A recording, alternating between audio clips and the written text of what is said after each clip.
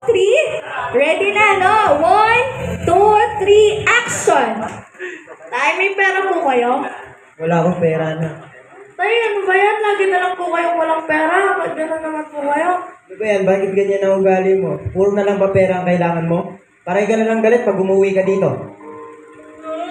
Ano lang po, pang-inom lang po namin ng mga barkada ko. Hihingi ka ng pera para pang inom, para pang bisyo. Lumayas ka dito. Hindi kita kailangan dito sa pamamahay ko. Sige po, tay, lalayas na po ako. Students!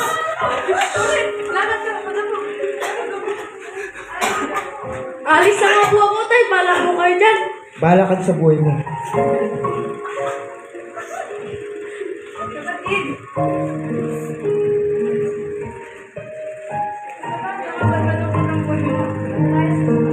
Mike. Pinalayas po kasi ako ng aking ama. Kami ay isang Kristiyano.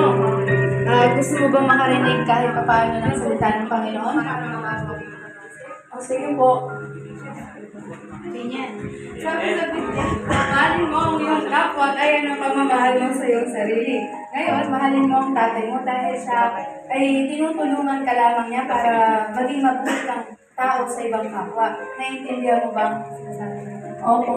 Ngayon, ikaw ay bumalik sa iyong ama at humingi ng tawad at ikaw'y patatawarin niya at buong puso ka niyang tatanggapin. We declare it in the name of Jesus. Sige, subukan mo kapatid. Tay, pasensya na po dahil sinasagot po kita. Hindi ko po alam na kaya niyo po pinapagalitan dahil mali niyo lang po ako. Tay, pasensya na po.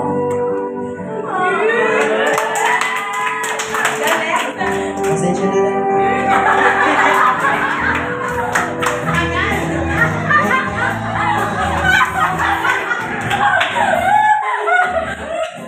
Pasensya na rin, anak. Alam mo naman na mahal ka ng tatay. Kaya,